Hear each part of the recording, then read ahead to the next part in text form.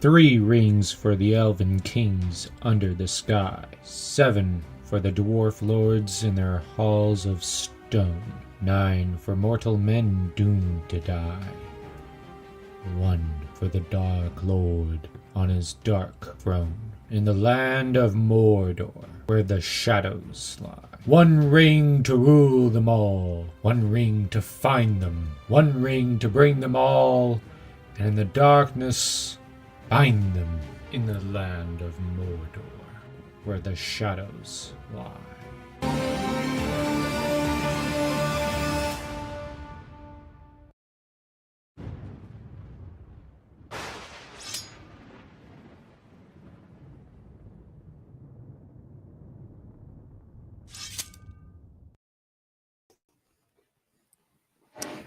Hey, Internet!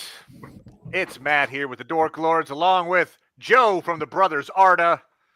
Today, we're talking about the second chapter, Book 2 of the Fellowship of the Ring, entitled The Council of Elrond. Because this chapter is so lore-heavy, containing the most exposition of any of the Lord of the Rings chapters, we're going to break it down. Today is part 1. We'll take the chapter up to the moment that Frodo shows the ring to the council. A quick summary of part 1. Frodo wakes up after his eventful day described in the last chapter, and within 2 paragraphs, boom, bell rings, time for the council. Tolkien gets right to it. The section we're going to cover today includes Glowin, describing his run-ins with Sauron's emissary, Elrond, summing up a few thousand years of history. Yeah. And Boromir explaining what brings him to Rivendell. And yes, we'll end today's section with Gandalf telling Frodo, bring out the ring. So with that short summary out of the way, Joe, feel free to take us through in more detail, sir. Now, we've got... Hey, Dan. Hey. Now, we've got the sun rising above the far mountains. I just love this description because, we got a good description of the Brennan River. And from there, we go through... we get to Gandalf and Bilbo being basically in deep talk and welcoming Frodo. Of course, he's the third wheel. And of course, we have the bell that rings, and I believe it's a bell. Let me just... I think you're right. We're not really told much about what that, but obviously it must be some kind of significance, right? It's the bell that summons the council. Like, oh, wow. Oh, yeah. It's like, okay.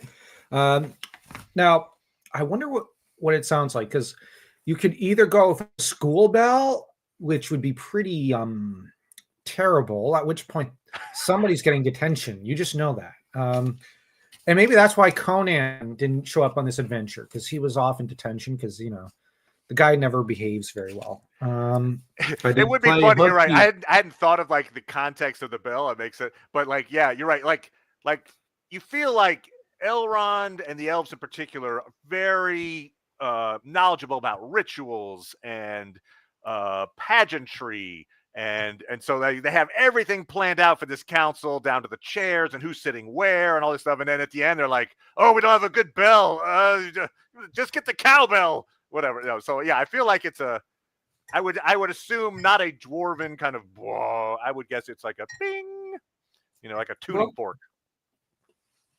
I think it's probably supposed to be a church bell. Okay. All right. Fair enough.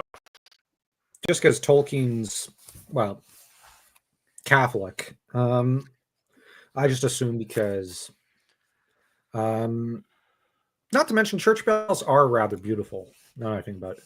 That's true. Now, something just to keep in mind, date-wise. So the council, what we're talking about today, happens on October 25th in LOTR universe. But the fellowship isn't actually chosen until 2 months later, December 18th. And then they actually set out on Christmas, December 25th. So there is that. I think there's an implication somehow that like the council happens and then they set off, but there's a gap between when the But what it council means, meets, we get the exposition, and then there's a delay. what this means is that this is actually a Christmas novel. Merry It Christmas, is. everyone. I think there are people that are like that would totally agree with that premise. But yes. But honestly, and we also have to comment happy birthday to Tolkien. It's 133rd, I think. Indeed. And I don't think he likes half these people half as well as he should, but he well, he would certainly, I think, was speaking. Bilbo and Tolkien probably had some similar viewpoints on things. Mm. Well, I'll say this: he looks good in his old age. Yeah, Tolkien probably does. But the gang goes off to the Council of Exposition, as Snapdragon aptly calls it. And honestly, speaking as a writer and a reader, I love exposition. So this is one of my favorite chapters. And for good reason. And that's actually something I'll quickly complain about. The movie industry, they've always, and even the publishing industry, they've always said exposition is not good dialogue. I actually disagree. I think the best dialogue is exposition for the most part. Not every time, but exposition is precious and gold because it gives you valuable info. But anyways, enough disclaimer aside. I'm gonna now get to the interesting thing is that the birds have not yet flown south for the winter. They're all chirping and singing. So this actually gives a bit of a cheerful air about the place, which is a little bit of a contrast to the rather grim topics they're going to discuss, because this is a very grim council. Now, of course, Gloin and Gimli are there, and I'll just quickly comment that Gloin is a great character. Well, I should say, and he's a tie-in, obviously, from The Hobbit. So we've got. He's a good character, but Gloin is someone who, as far as the Thorin's company, is probably mediocre. Like he never stood out. You're saying he's the middle of the pack of 12. He's like sixth. Yeah, and even in terms of in-universe importance to an extent, in terms of he's not a great man of history or anything. But what's fascinating is Gimli is one of the greatest warriors, I would argue. Top tier. He's Gawain, basically. And so Gloin, we can't say he has faults, but he may not have all the merits and glory in the world, but he did something very incredible that should not be understated. He raised a son greater than himself. He raised someone into an icon, into a chivalric hero. And obviously the moral character of Gimli unquestioned as well. Yeah. So I think when you consider how moral, how magnificent, how glorious Gimli is, I would say there's some greatness in Gloin. Now, we talked last time, because he mentions a little bit about how, Balin went off to find Moria. And we talked last time a little bit about the fate of those that went to Moria. But I'll just mention it once a little here again, that one of the people that we know, one of the dwarves that died in Moria was Owen, which would have been a close kinsman of Glowin. So, and not only did he die, he was killed by the Watcher in the Water. Which is a very, dun dun dun, right, heroic way to go out, I suppose, and painful, and we have Mark commenting, maybe the ring had a hand in bringing people together to try to find a new, more powerful wearer. I think to an extent, yes. We're going to talk a little bit about some of this. Yeah, it's a good theory. I've got a slightly different theory on, for instance, what brought Boromir to this meeting. He has this dream. He and Faramir. Almost. You're right, exactly. It's an Olmo thing, in my opinion. But we have, when Frodo's having all these dreams, one interpretation could be that it's the ring that somehow is affecting his dreams. So it's not totally out of, bounds to think that the ring has some kind of effect on bringing this council together at the time that it does. But yeah, interesting concept. Now, I'll actually disagree with Mark to an extent. I do think each of the dwarves are pretty interesting in their own way, and it's more looking at color psychology and whatnot. That you can differentiate them. Although I'll say that the best characterized, the most glorious is Bomber. Then you get Thorin in distant second. And then you get his nephews and Balin, of course. But Bomber's number one. That goes without saying. Because he could eat anyone else who tries to claim number one. That's true. That's true. He and Fredegar Bolger together, mighty force, especially at the dinner table. But yes, the mighty plump Rangers. Sorry, I should not joke like that. I'm a Power Ranger fanboy, and I'm saying that. Bonjour, Robert Don Duvin. Hail to thee, Robert. We've got, of course, Glorfindel, who's there. We've got a character called Aristor, who is the chief, which Aristor doesn't. He doesn't appear in much adaptations and doesn't seem to have much of a role, but he seems to be one of Elrond's staff members. Yeah, so he's kind of like there's a series of counselors of Elrond's house that are there. We don't know how many exactly, but I think it says several. But and then he's the chief counselor, so he's got to have some pull in there if he's the leading up this group of wise individuals who have been brought in to advise, give their thoughts on what to do with the ring. So good on him. You have Galdor, who is, if everyone remembers, was the elf that Frodo ran into, I believe. He's in because he's cool. And he apparently was running an errand from Círdan the shipwright. Right. It would have been cool to have Círdan here, frankly. But yes, we get Galdor as the representative. And that's actually a complaint I do have about Círdan. We hear a lot about him, but he never actually appears. I know. His backstory is so awesome. And he's got so much to do in the non-Lord of the Rings version of the history. But in Lord of the Rings, he is a sideline. He doesn't even properly appear in Silmarillion. So, all right, Rosie. Them's fighting words. This is historically accurate. All the things happened. No, good point. Lord of the Rings. Of course, Lord of the Rings is not real. Everyone knows Hour of the Dragon is. That's exactly. But thank you, Rosie. So who else is there? We've got.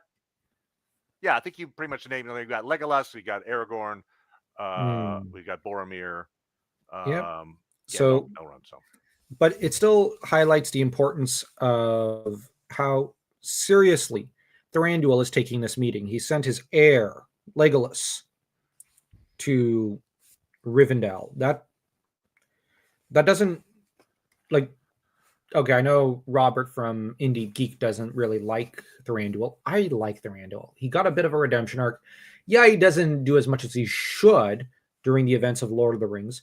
But on the other hand, he's someone who, like Gloin, raised a son better than himself, greater in moral character and in courage and in intellect and whatnot. So he did do a great job as a dad. And I do think parenting good sons like this is an achievement in of itself. And the thing is, Legolas is just there to represent his dad. And you know what? Sending the crown prince to represent your country is a pretty big deal. It's not like he's sending like a distant cousin 3 times removed. Yeah, he couldn't send the butler because the butler's probably drunk again. But sending the heir does indicate Well, it might be that he was the only sober person. I'm gonna keep cracking these jokes. I love The Hobbit. I just love that chapter with the butler getting drunk. On Darwinian wine, I believe it is. Mark says you were wrong. Thranduil didn't send Legolas to the meeting because there's no summons to any meeting. All the characters showed up with their own problems, and Elrond just said, "All is connected." Yeah, good. Okay, good point. I stand corrected. But it says here, messenger from his father.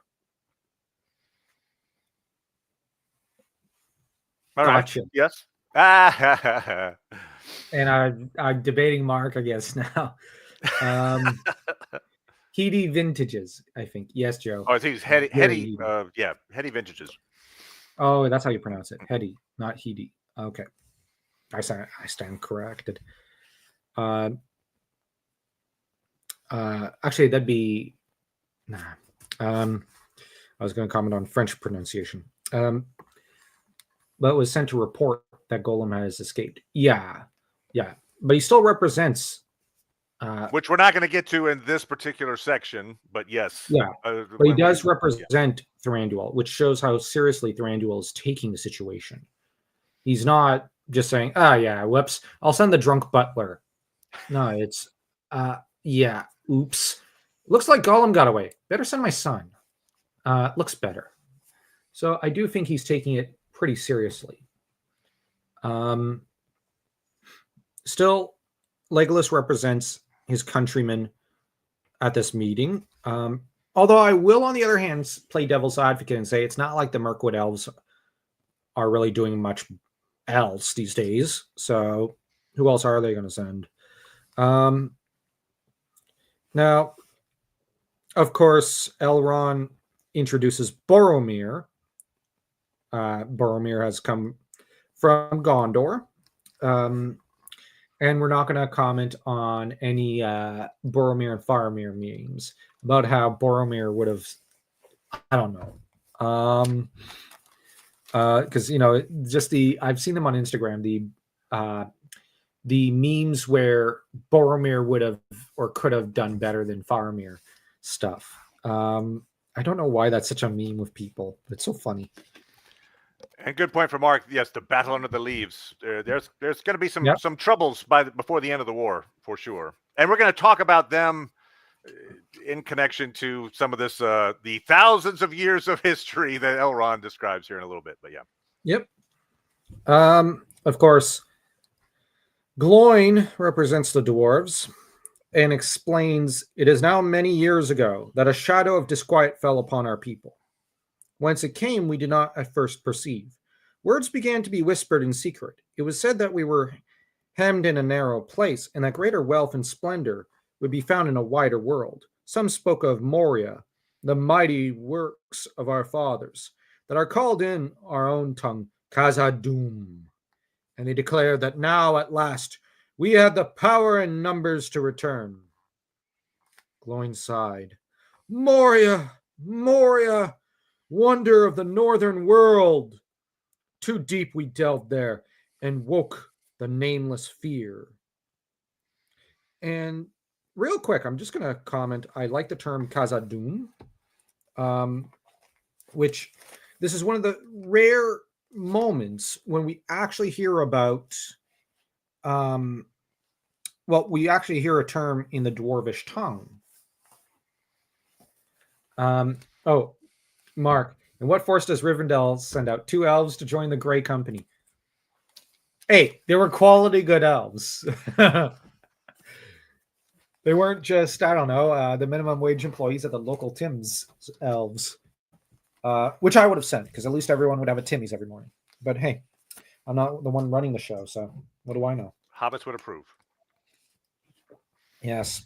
Second Tim's every morning. Canadian Hobbits. Oh my gosh. Canadian Hobbits. That sounds like a great book. England's Hobbits love their tea and crumpets. Canadian ones love their ice caps and their Tim Hortons double doubles. At least we're not dealing with the Sylvan FD. Oh, from Dragonlance. Yeah, they would have already killed their own allies by now. So when it comes to Glowin, after he describes their But- fears about what happened to Moria, you're doing the Moria thing? Yeah. Okay, go for it. Sorry, gonna- I was going to jump up to the messenger, but go for it. Okay. I was just gonna say, ask real quick. Now, Tolkien puts a lot of emphasis on northern courage, on the northern world, and whatnot, obviously, because England, in a way, historically, in some ways, is more tied into the Scandinavian Germanic world, the north of Europe, Scandinavia, because of the pre-conquest period of where Canute conquered England and whatnot. The Anglo-Danish Empire was a big deal back in the day. And ever since then, well, England ended up conquered by the Normans, who were Franco-Danes. But the thing is, I'm actually going to ask you real quick, Matt. When I say the term "wonder of the northern world," is there any city in the real world you think of or something? I can't say that something comes right to mind. No, not like a modern parallel or something. Okay. I don't know. I'd probably say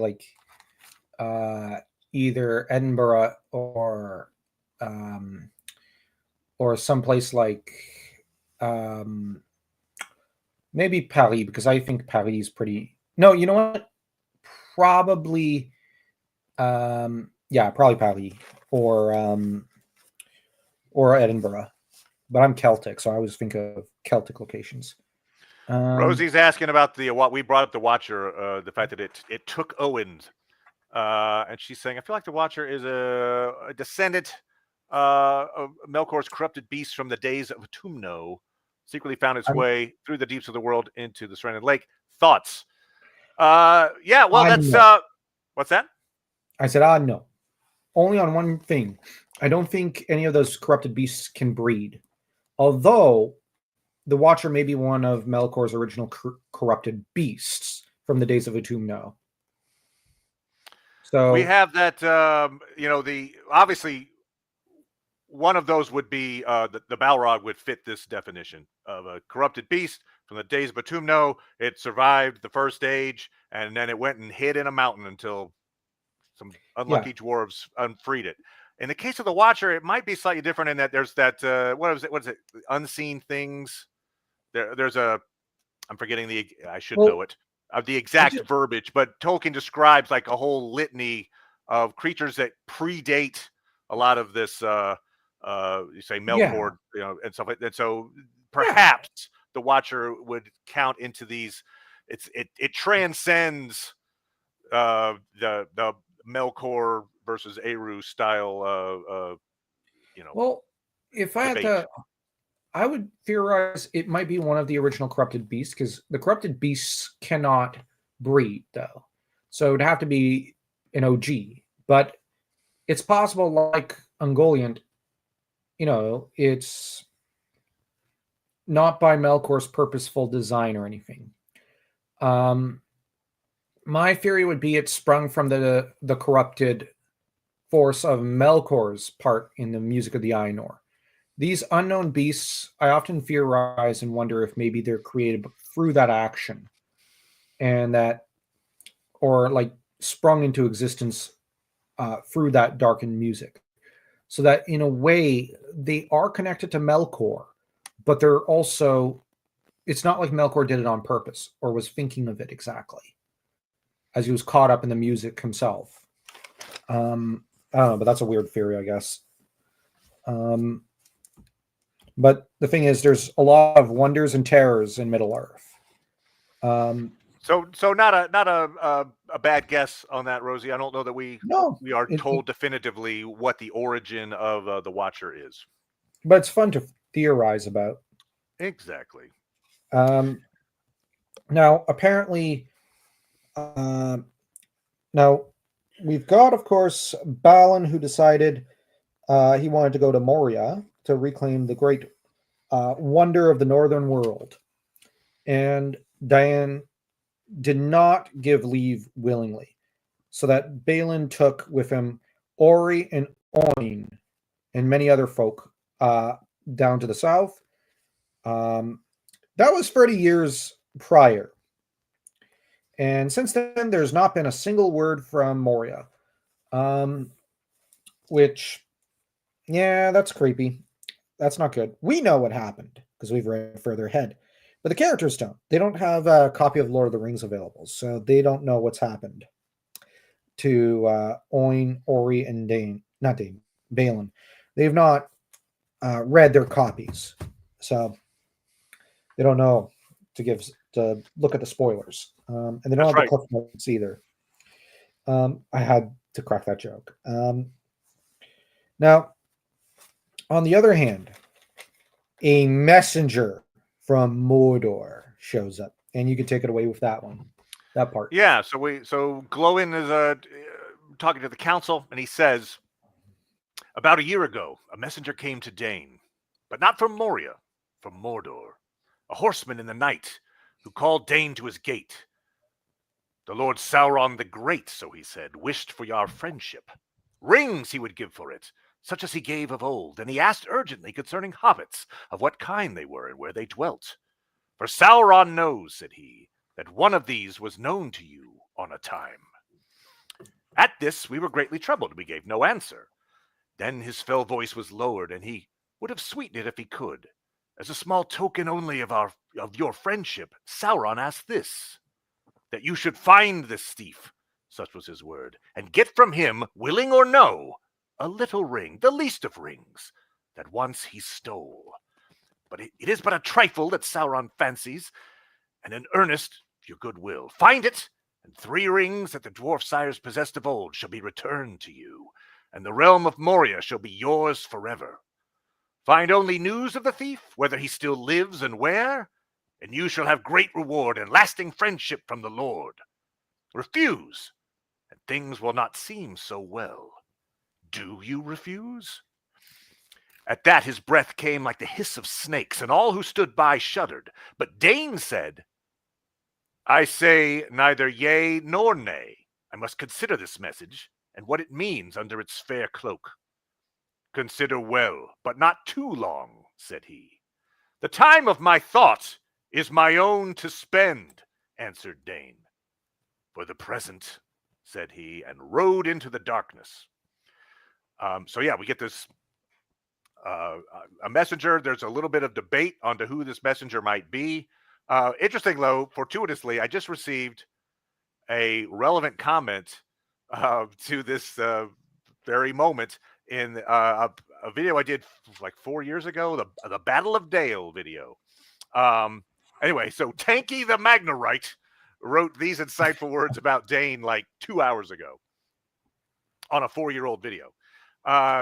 He said, Dane saw Bilbo for like a minute. He's talking about from The Hobbit. Most of what he knew of him was told by the remainder of Thorin's company. He would have got back the dwarf capital and rings with the power to essentially have the whole dwarven race under his command. Yet despite all those things being offered on what seemed simple conditions, he was still wise enough and decent enough to send a message to Elrond and warn Bilbo. And he's an absolute beast of war. I love Dane and dwarves as a whole. Well said, Tanky. Said it all. Yeah. So he said it all. That encapsulates it. Well, Dane and the whole situation here perfectly with King Dane. Well, yeah. So who is this emissary is the big question some people have. So there are, there's no clear-cut answer to this. I've seen people support propositions. Is it the mouth of Sauron or is it a Nazgul? Because the conversation is fairly lengthy and involves matters of diplomacy. I think some think it's the mouth of Sauron sent to bargain with the dwarves. And he uses the word token, a small token of our friendship, much like in The Return of the King, he'll say, I have tokens I was bidden to show thee. But I think it's far more likely to be one of the Nazgul, not definitive, but first we see it's a rider arriving at night. The mouth of Sauron is not a spirit or a wraith. He's a human of Númenorian ancestry, so he wouldn't have the same limitations by day. And Sauron sent the Nazgul to the Shire to ask about the ring, and Baggins which they did by knocking on doors and talking to the citizens. Hey, in creepy voices, hiss like snakes. And unlike the Mouth of Sauron, the Nazgul are completely under Sauron's control. He essentially, owns their souls, for lack of a better term. Yeah, I lean So the towards this- Nazgul finding the ring would basically be the equivalent of Sauron finding the ring. If the Yeah. Mouth of Sauron found the ring, yes, would it be relatively easy for Sauron to take it from him? Sure. But the temptation to wield that ring would be too great, one would think, for the Mouth of Sauron. He puts it on. Now you have to forcibly take it from him. It's an extra step you don't have to take if you just send the Nazgul to do the work. That's why I think it's a Nazgul and not another person that could theoretically take the ring for their own purposes. So that's my thought. I don't know what your thought is on that. I lean towards Nazgul because he hisses, like Joe said, but also because the Mouth of Sauron was a little more obnoxious, I found, and I don't know, it adds to the moment of courage on Dane's part. Robert has a question for us. The question is, were there any Tolkien writings on whether or not the dwarf halls in the Iron Hills were attacked at the time of the War of the Ring or not? I've not checked that out recently, so I don't know.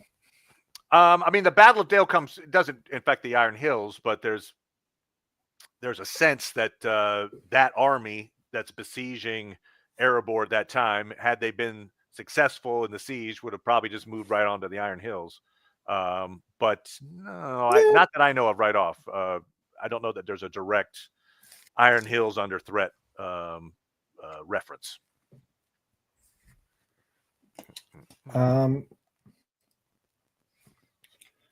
Now, of course, we have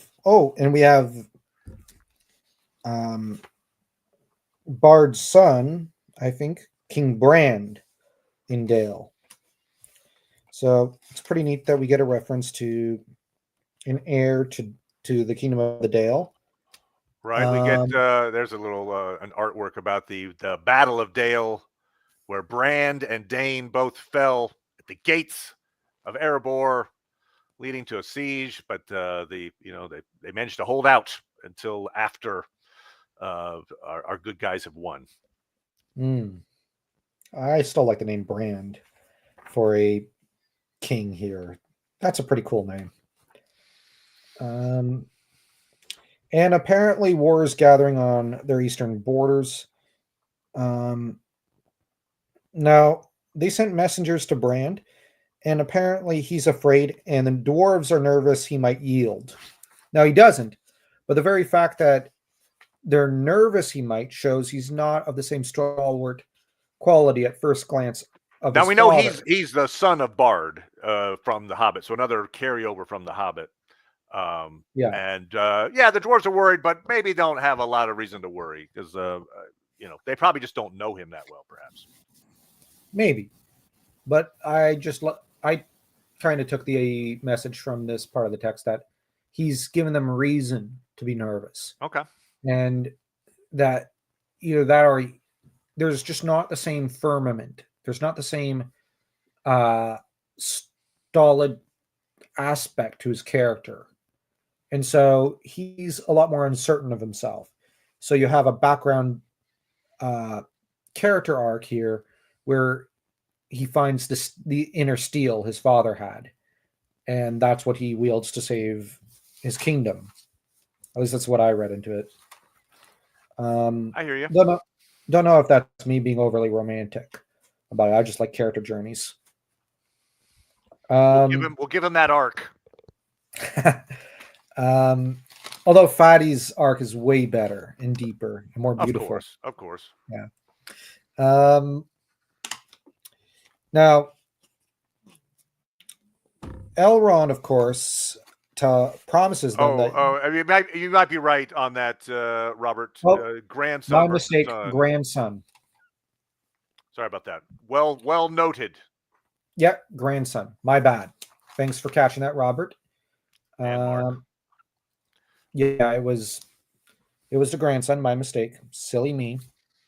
But his son, I believe, Brand's son, the one who takes over after Brand is killed at the Battle of Dale, I believe, is Bard the Second. Yeah, Carries on the family name. Bard, and I imagine Bard's son will someday be Brand the Second, and then we'll have nothing but Bards and Brands. Just loops around. Until there's, I don't know, a pan in there somewhere. I shouldn't crack those jokes. Now, of course, we have Elrond, who now goes on to tell a story of, well, how the ring came to be. So it's story time with Uncle Elrond. Which this is honestly one of the coolest history bits that Tolkien does. Now, of course, we get the tale of Eregion, wherein Celebrimbor and his elf smiths were taught how to forge rings, but Sauron went and made his own with hookers and blackjack, and Celebrimbor got worried, so hid the 3 rings which he had made. And the thing is, his 3 elvish rings were hidden and were not seized upon, but the rest were. And yeah. So as for that, we get in a very summarized fashion the entire tragedy of Celebrimbor. Honestly, one of the most tragic characters. And not gonna lie, what Sauron does to his corpse is just horrifying. Right? You gotta make the villain be evil.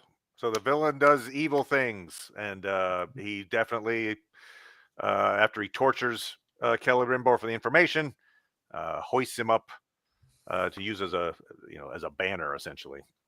Yeah. Shows the barbarity and the wickedness of Sauron.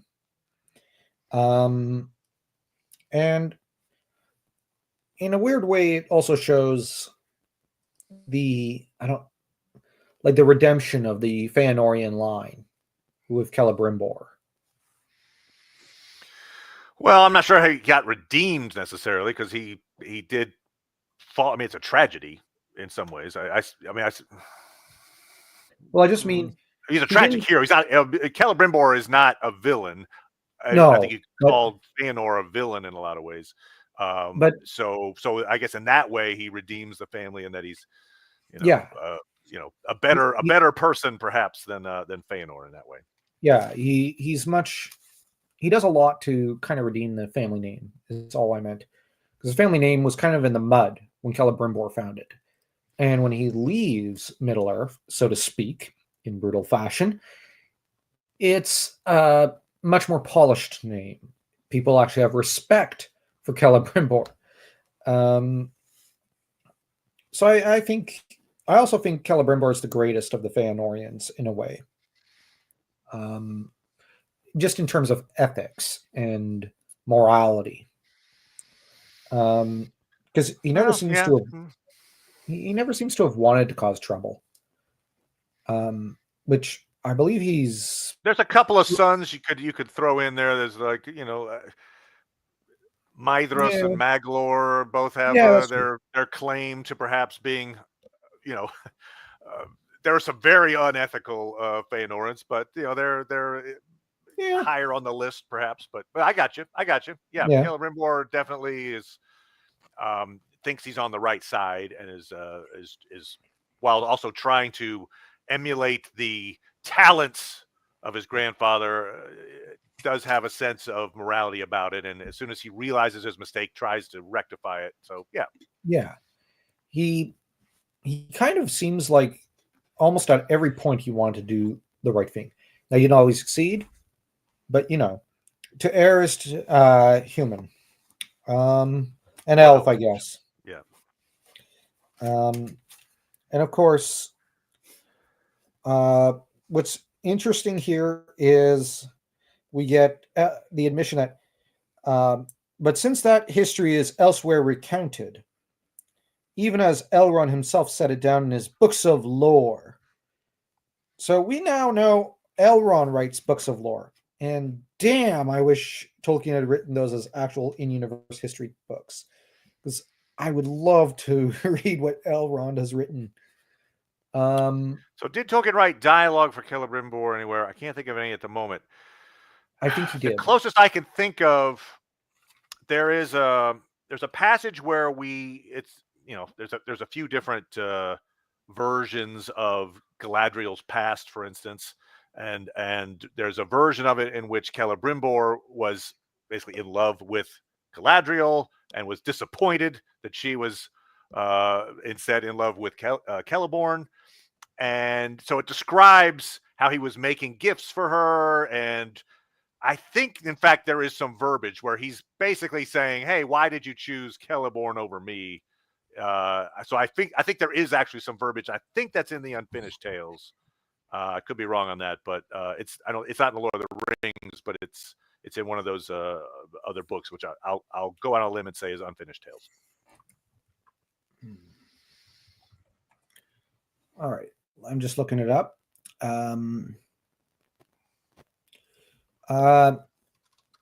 It doesn't look like it. But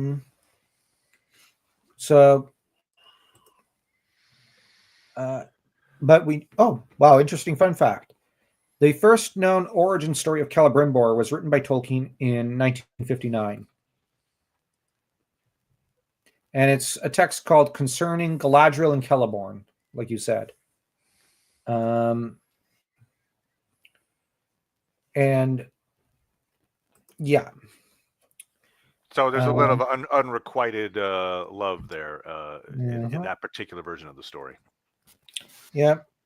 And these two are, just thinking, well, cousins. So probably, let me see. They're probably about cousins twice removed, I believe it is. I got you. So very ick.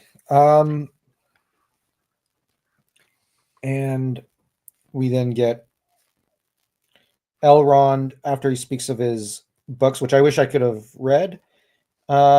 He speaks of Numenor, which is from which Elendil the Tall and his sons Isildur and Anarion sprung from.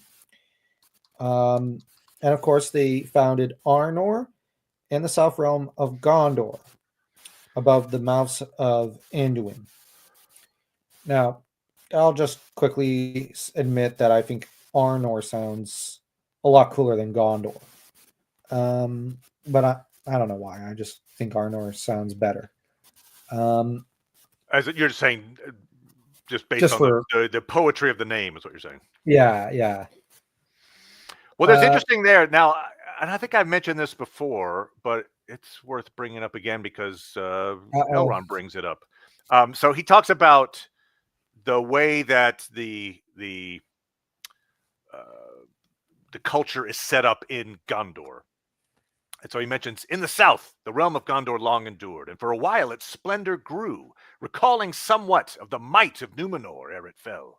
High towers that people built, and strong places, and havens of many ships, and the winged crown of the kings of men was held in awe by folk of many tongues. Their chief city was Osgiliath, citadel of the stars, through the midst of which the river flowed.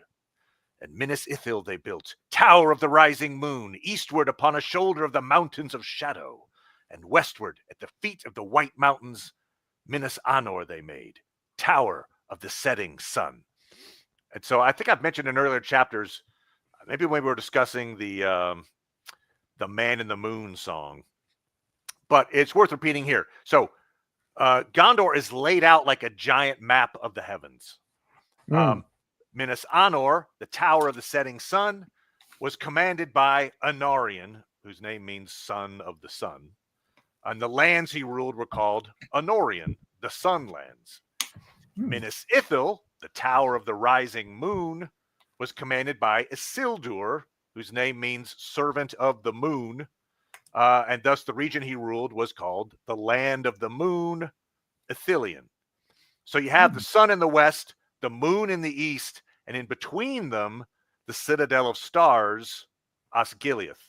And then each of them had a palantir to communicate. So it's the sun, the stars, and the moon, and they're linked up to their rulers as well. So very intricately designed, personalized to the sons of Elendil. Very lovely.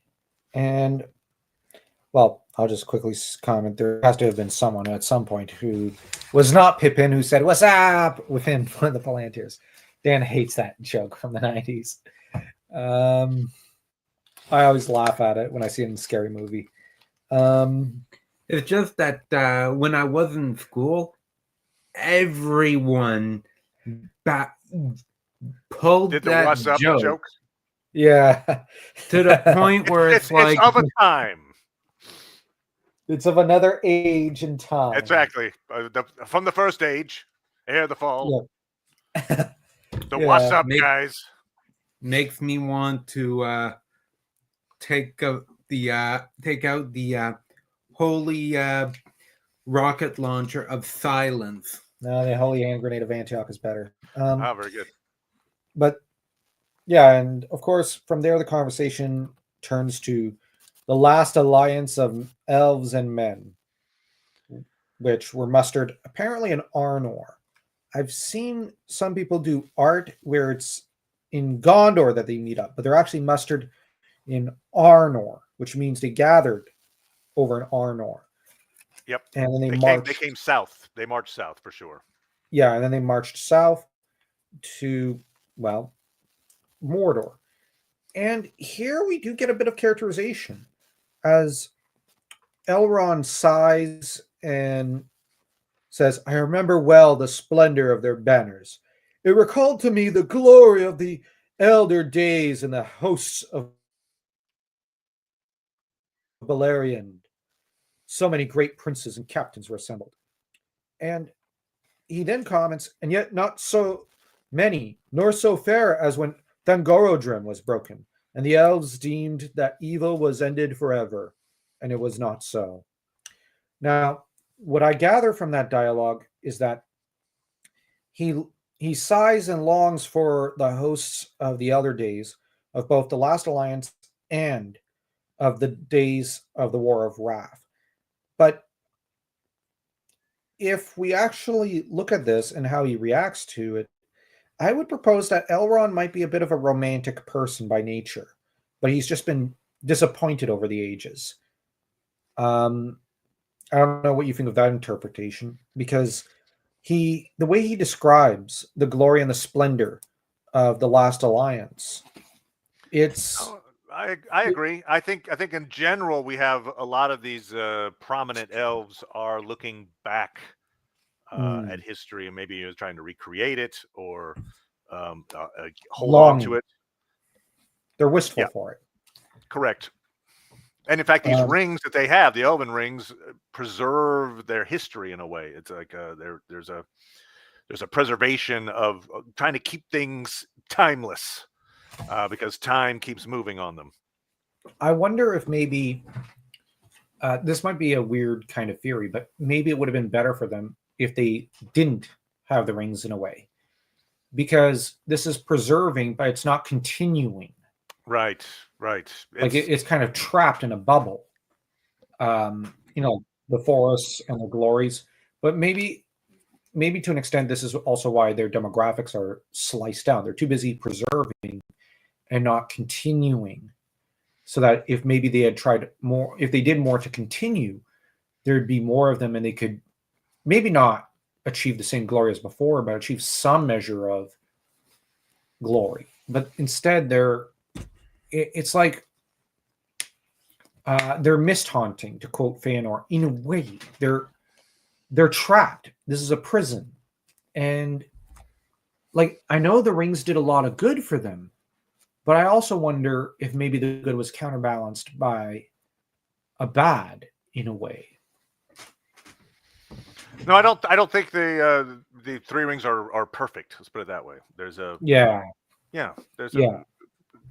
there's some shadows in there for sure. But Mark's asking where Iglos was.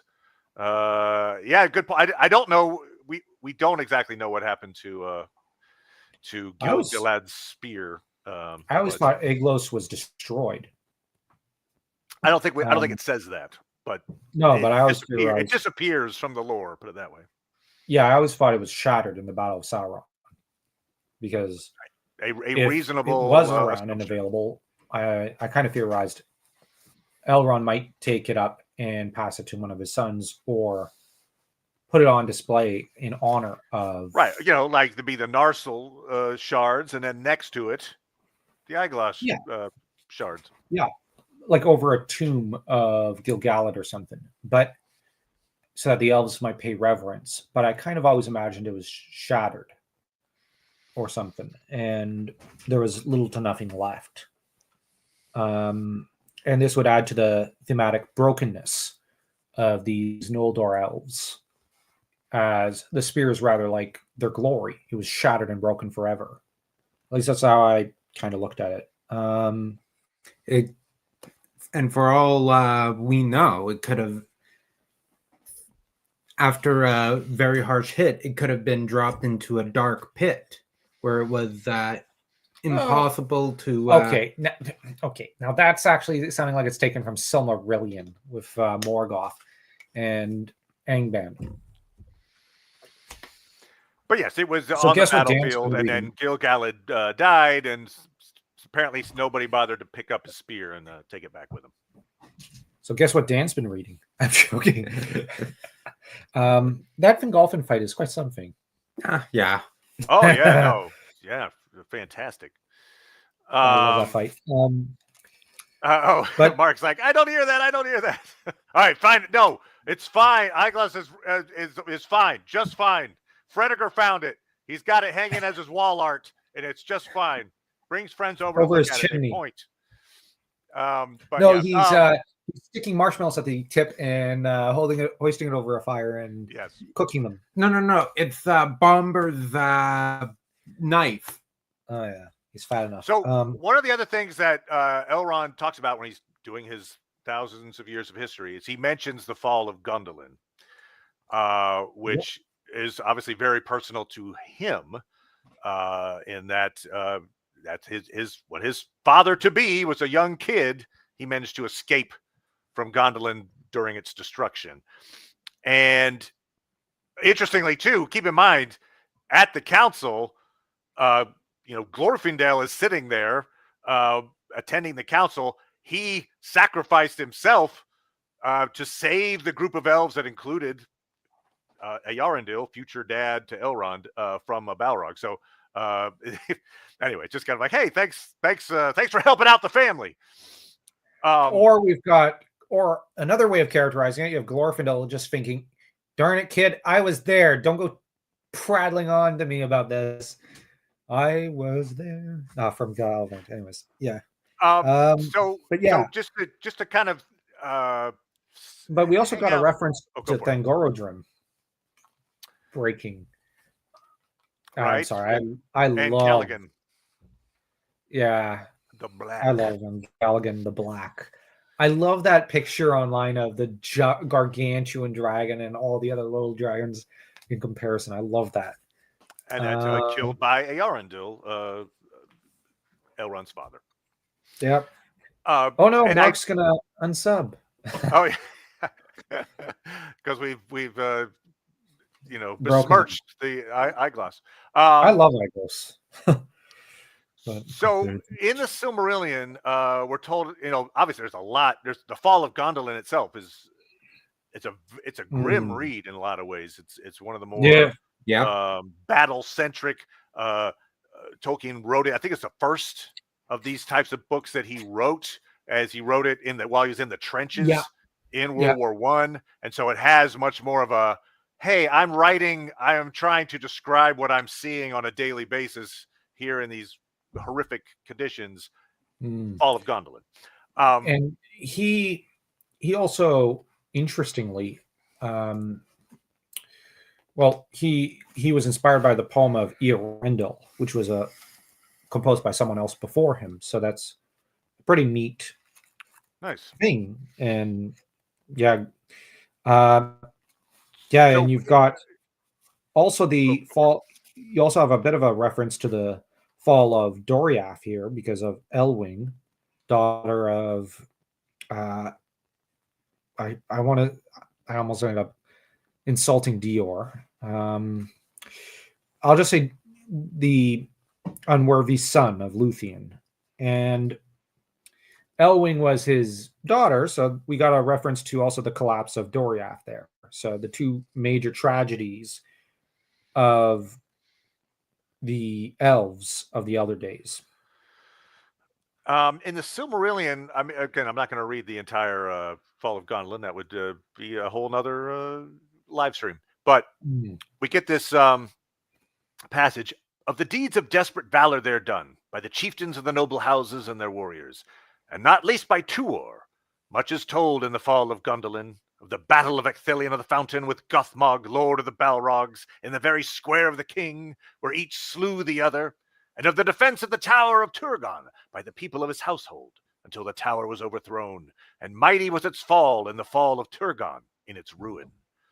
Tuor sought to rescue Idril from the sack of the city, but Maiglin had laid hands on her and on Eärendil, and Tuor fought with Maiglin on the walls and cast him far out, and his body as it fell smote the rocky slopes of Amanguara thrice, ere it pitched into the flames below. Very Wile E. Coyote. Then Tuor and Idril led such remnants of the people of Gondolin as they could gather into the confusion of the burning down the secret way which Idril had prepared. So much about the timing of Gondolin's fall and the confluence of circumstances, all leading to Eärendil's birth and then survival, suggests that Gondolin's inevitable discovery and the fall was delayed just long enough for Middle-earth's hero to be born. And then I would say the entity that put that plan into motion was Ulmo, Lord of the Waters. And this is relevant to something else that happens later in this chapter. So I've got two quick quotes from the Silmarillion that show Ulmo's interest in Eärendil, which then you could say maybe would lead on to Eärendil's sons. But first we have in Eärendil's father-to-be, Tuor, so Elrond's grandfather. But when Tuor had lived thus in solitude as an outlaw for 4 years, Ulmo set in his heart to depart from the land of his fathers, for he had chosen Tuor as the instrument of his designs. And leaving once more the caves of Androth, he went westwards across Dorloman. And Tuor came to Nevrost, and looking upon the great sea, he was enamored of it, and the sound of it and the longing for it were ever in his heart and ear. And an unquiet was on him that took him at last into the depths of the realms of Ulmo. So again, we have that. He says Tuor was the instrument of his designs. Tuor, he escorted him to Gondolin. He ends up having this kid, Eärendil, who's incredibly important to the history of Middle-earth. And Tuor interacts with Ulmo quite a bit after this. And then after Gondolin falls and Eärendil has safely escaped, we get this passage from the Silmarillion. This is the last one I'll read. And it said that in that time, Ulmo came to Valinor out of the deep waters and spoke there to the Valar of the need of the elves. And he called on them to forgive them and rescue them from the overmastering might of Morgoth and win back the Silmarils, wherein alone now bloomed the light of the days of bliss when the two trees still shone in Valinor. But Manwë moved not, and of the counsels of his heart what tale shall tell? The wise have said that the hour has not yet come, and that only one speaking in person for the cause of both elves and men, pleading for pardon on their misdeeds and pity on their woes, might move the councils of the powers. And the oath of Fëanor perhaps even Manwë could not loose, until it found its end, and the sons of Fëanor relinquished the Silmarils, upon which they had laid their ruthless claim. For the light which lit the Silmarils, the Valar themselves had made. So, Ulmo's petitioning his fellow Valar on behalf of the elves, and Manwë gives him the seemingly impossible conditions required for the Valar to lend aid. Only one speaking in person for the cause of both elves and men, pleading for pardon on their misdeeds and pity on their woes, might move the councils. Well, thanks to Ulmo, just such a person exists. It's Elrond's dad, Eärendil. And so I think that's relevant to Boromir's tale as well when we talk a little bit about Boromir's dream. And we just mentioned we think it's spurred on by Ulmo, and I think it's part of this kind of a tapestry of Ulmo's designs to benefit Middle-earth. But anyway, there you go. There's my Fall of Gondolin, how it relates back to the council at hand. And yeah, Gondolin's a great tale. And the follow-up War of Wrath is no less awesome. And I just looked at. Oh, well noted, Mark, on Círdan being a mentor to said hero. Yes. Yep. Which the Valar sink or let sink. Yeah. As is their way.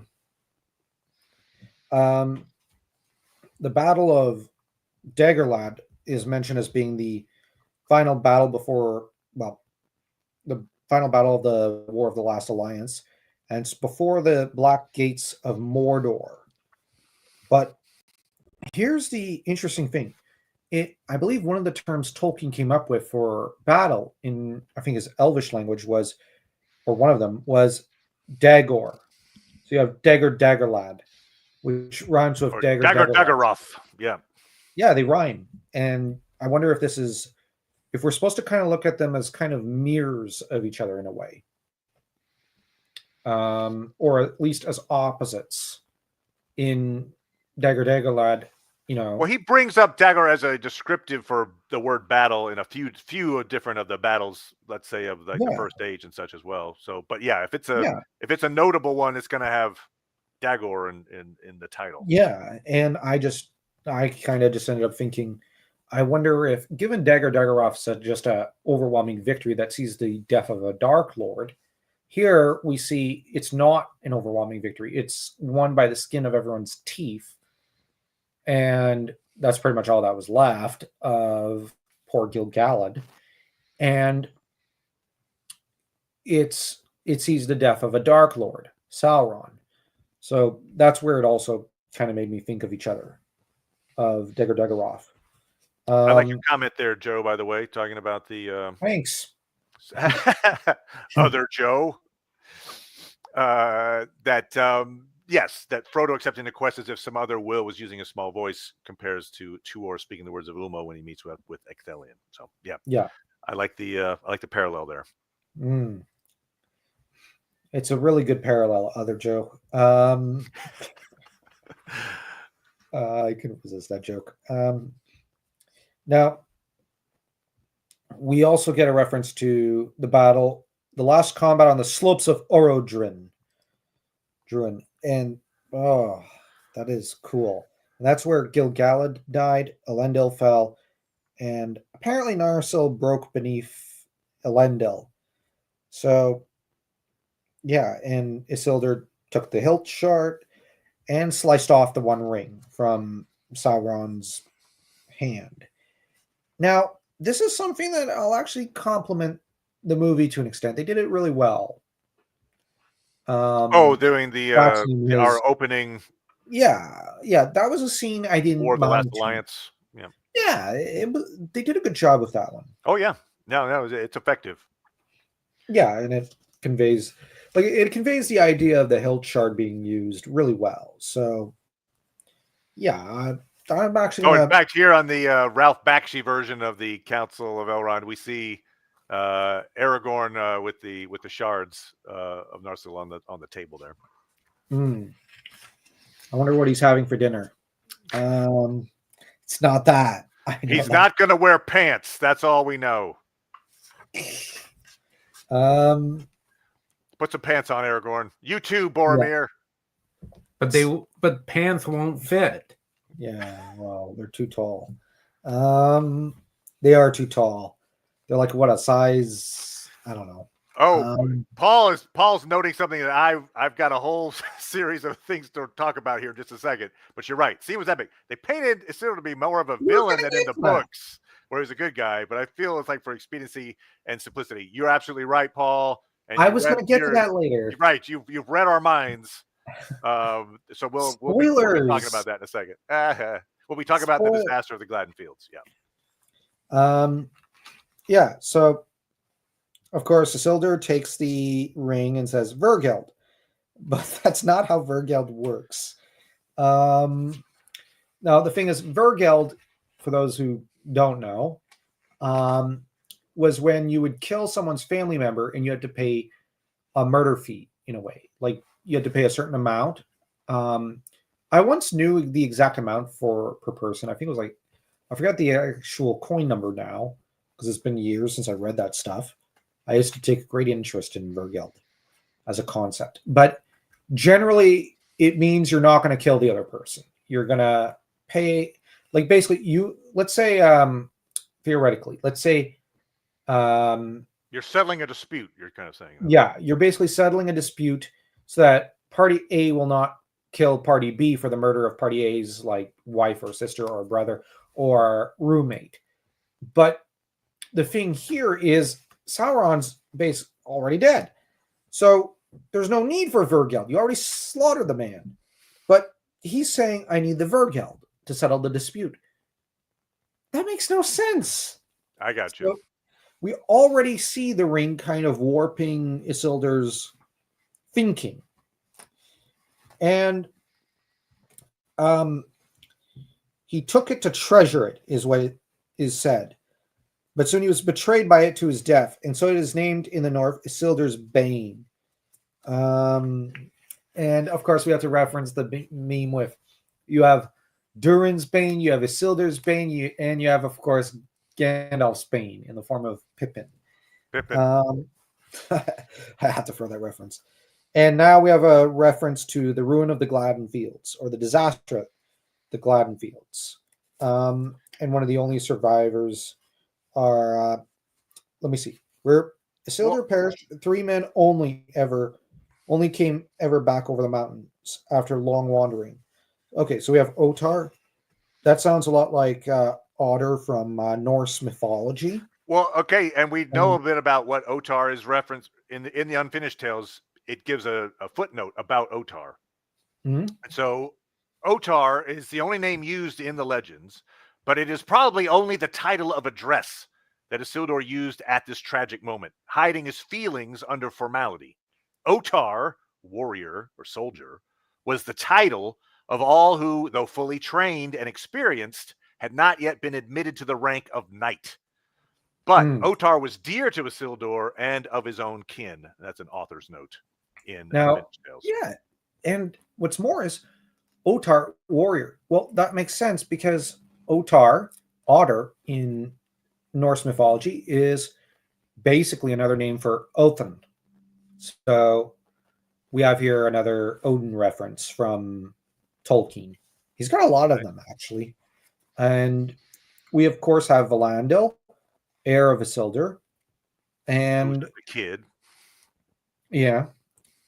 So, yeah. And you wanted to say a lot more about the disaster of the Gladden I do want to say that. There's one other thing, more to say.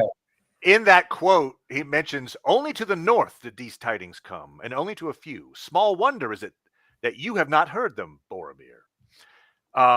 And it's so it's interesting that the history of Isildur's demise and the nickname for the ring, Isildur's Bane, isn't well known.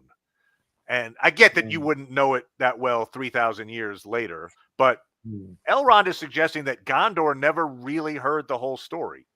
He said only to the north did these tidings come, and only to a few. So the backstory to Isildur's demise has been something that really has avoided common knowledge, which you wouldn't think necessarily be the case, but it's the case. But yeah, so the disaster of Gladden Fields, it's one of my favorite passages in the Unfinished Tales. And that chapter in particular puts a much different light on Isildur. Paul, in our comments, just mentioned this. it's one of the areas in which Peter Jackson torched a character's reputation. I love the trilogy, by the way, so I'm not besmirching Peter Jackson, but I think Jackson wanted to depict an arc for Aragorn in which the weaknesses of his ancestors make him doubt his own ability to lead. But in order to do that, he depicted Isildur as a man who was basically completely corrupted by the ring. And so this chapter, the Disaster of the Gladden Fields chapter in the Unfinished Tales, basically turns that notion on its head. And I've done a video on this before, but it's a live stream. Here we are. Woohoo! So I'll refrain from reading the entire chapter, but I'm going to read some excerpts as we attempt to humanize the "I refuse to destroy the ring, thus condemning generations to suffering" guy. This is post-war. It's 2 years after the War of the Last Alliance. And this was talking about Isildur. When he at last felt free to return to his own realm, he was in haste, and he wished to go first to Imladris, for he had left his wife and youngest son there, and he had moreover an urgent need for the Council of Elrond. Put a pin in that. He therefore determined to make his way north from Osgiliath. With Isildur went his 3 sons, Elendur, Aratan, and Kirion, and his guard of 200 knights and soldiers, stern men of Arnor and war-hardened. So it's a big group. It's not a royal party. Yeah, but it's also not just like 10 guys. It's like, oh, this is these are 200 knights. Mm-hmm. It would not, you'd feel fairly safe in that kind of a retinue on the road, especially post-war. And the thing is, okay, so no, I was going to jump ahead because I was getting excited about the story. Go. Okay. Put a pin in that. Okay, there you go. Okay. The Dunedain were singing, for their day's march was near its end, and 3 parts of the long road to Imladris were behind them. To their right, the forest loomed above them, the top of steep slopes running down to their path, below which the descent into the valley bottom was gentler. Suddenly, as the sun plunged into cloud, they heard the hideous cries of orcs, and saw them issuing from the forest and moving down the slopes, yelling their war cries. In the dim light, their number could only be guessed, but the Dunedain were plainly many times, even to 10 times, outnumbered. Okay, so 2 years after the War, the Last Alliance, Isildur, 3 of his sons, 200 knights traveling to Rivendell to see his wife and his youngest son, who he left at Rivendell for safety during the war. But he has a second reason for the journey. He wants to talk to Elrond, and as he will make clear, he intends to give the ring to Elrond. But on the way, they get ambushed by thousands of orcs. Why are those orcs there post-war? Post-war of the Alliance? It's a good question, and the Unfinished Tales answers that question. There can be no doubt that Sauron, well informed of the Alliance, had sent out such orc troops of the Red Eye as he could spare, to do what they could to harry any forces that attempted to shorten their road by crossing the mountains. In the event that the main might of Gil-galad, together with Isildur and part of the men of Arnor, had come over the passes of Imladris, and the orcs were dismayed and hid themselves. But they remained alert and watchful, determined to attack any companies of elves or men that they outnumbered. Thranduil they let pass, for even his diminished army was far too strong for them. But they bided their time, for the most part hidden in the forest, while others lurked along the riverbanks.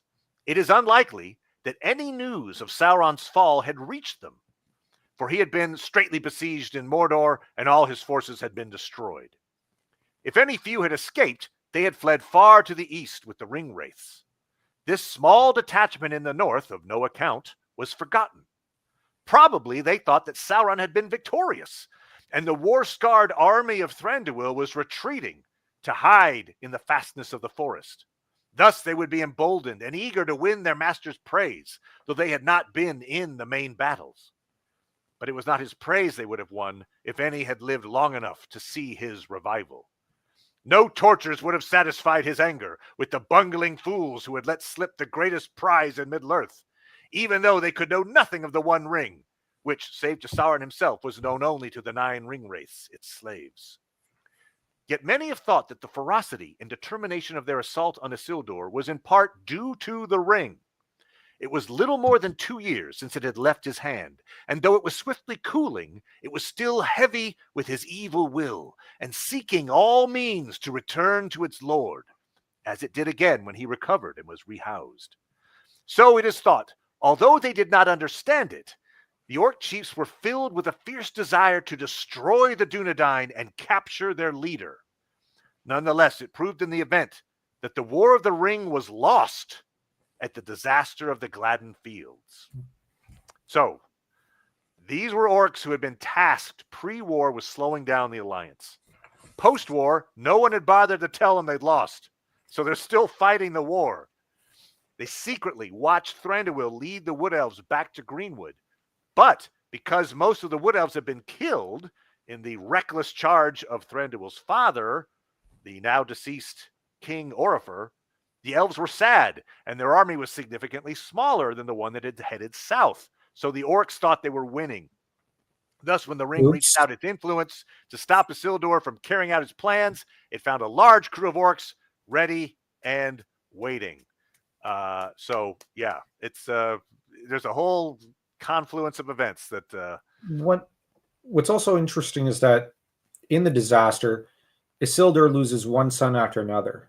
Yes. And this leads to some very touching, very heartrending scenes where Isildur has to basically watch as his son's... I've got it next, in fact. So you're absolutely right. You're queuing me up for the pulling on heartstring scenes here. They charge to their doom, and Isildur says one last goodbye to one of them, and then has to race to the fens. And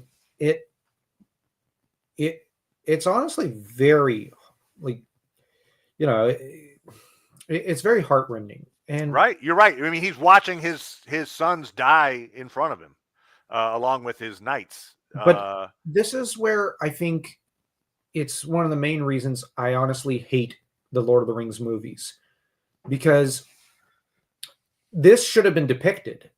This should have been shown. And this would have highlighted the tragedy, would have shown the strength and the glory and the goodness of Isildur. And I think that this shows Peter Jackson had fundamentally did not understand this mythos on an important level, because the thing is, it should never have been about turning Isildur into a villain and a monster. This disaster was supposed to be about his redemption and showcasing at his core he was a hero. He was a glorious man. He was a great man of history, so to speak. And the trouble is, his fall is one that, some great men of history perish gloriously, some perish quietly, some perish with a whimper. Isildur, it's with a whimper, but that doesn't remove from his overall glory and greatness. But I'd argue the turning of him into a villain and filling Aragorn with shame for him unmans Aragorn as a character and removes him from being an icon on the big screen. Because I feel like Peter Jackson didn't want Isildur to overshadow Aragorn somehow. I think that was his intention. I don't think it would have been a bad thing to depict as the story goes, but in somehow in Peter Jackson's mind, he wanted Aragorn to feel like, oh, what if I succumb the way Isildur did? What if I'm, beholden to this lineage of mine?